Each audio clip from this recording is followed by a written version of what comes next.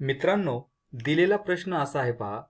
एका समस्थानिकामध्ये 16 proton, 18 electron आणि 16 neutron आहेत. तर ते समस्थानिक कोणते? त्याबद्दलची माहिती द्या. तर लक्षात घेण्याची गोष्ट म्हणजे कोणत्याही मूलद्रव्याची ओळख ही त्याच्याकडे असणाऱ्या प्रोटॉनच्या संख्येवरून ठरते. आता इथे दिलेली प्रोटॉनची संख्या आहे 16. मग 16 प्रोटॉन असणारं मूलद्रव्य कोणतं? तर 16 प्रोटॉन असणारं मूलद्रव्य म्हणजे सल्फर. ते कॅपिटल एस या अक्षराने दर्शवले जाते. आता पुढची गोष्ट म्हणजे या विशिष्ट समस्थानिकाचा अणुवस्तुमानांक शोधणे. तर लक्षात घ्या, समस्थानिक म्हणजे मूलद्रव्याचे असे अणु ज्यामध्ये प्रोटॉनची संख्या एकसारखी असते पण न्यूट्रॉनची संख्या मात्र वेगवेगळी असते. आता दिलेल्या सल्फर मूलद्रव्याच्या अणूमध्ये 16 प्रोटॉन आणि 16 न्यूट्रॉन आहेत. मग आपल्याला तर माहितीच आहे की अणुकेंद्रकामधील प्रोटॉन व न्यूट्रॉनच्या संख्यांची बेरीज म्हणजेच अणुवस्तुमानांक. मग इथे सल्फरचा अणुवस्तुमानांक किती होईल? 16 प्रोटॉन अधिक 16 न्यूट्रॉन म्हणजे 32. तर मग इथे दिलेल्या सल्फरच्या अणूचा अणुवस्तुमानांक झाला 32.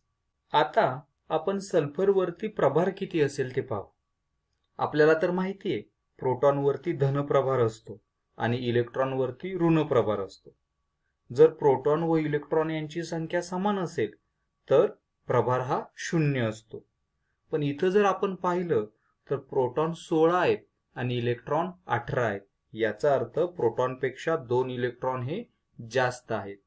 त्यामुळे यावरील प्रभार होईल -2 इतका. बरोबर. आता एकदा प्रभार दाखवला की ते झालं आयन. बरोबर.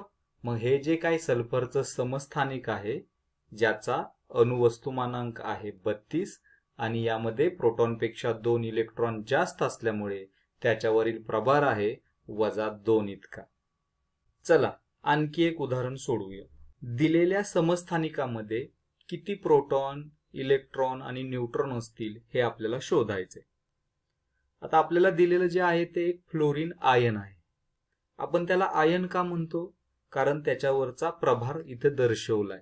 त्याच्यावरती -1 एवढा प्रभार आहे. बरोबर. आणि आपल्याला शोधायचंय काय की त्याच्यामध्ये किती प्रोटॉन, इलेक्ट्रॉन आणि न्यूट्रॉन असतील ते शोधायचे. तर लक्षात घ्या, फ्लोरीनचा जो अणुक्रमांक असतो तो असतो 9.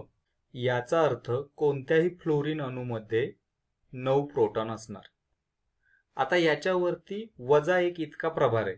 बरोबर. याचा अर्थ प्रोटॉनपेक्षा 1 इलेक्ट्रॉन जास्त असणार. त्यामुळे यामध्ये इलेक्ट्रॉन असतील 10. आता न्यूट्रॉन किती असतील बरं? आपल्याला तर माहितीच आहे प्रोटॉन आणि न्यूट्रॉन यांची जी बेरीज असते तेवढा असतो अणुवस्तुमानांक. आता इथे आपल्याला अणुवस्तुमानांक दिलाय. अणुवस्तुमानांक किती आहे? 18. प्रोटॉन किती आहेत? 9. मग न्यूट्रॉन किती असतील?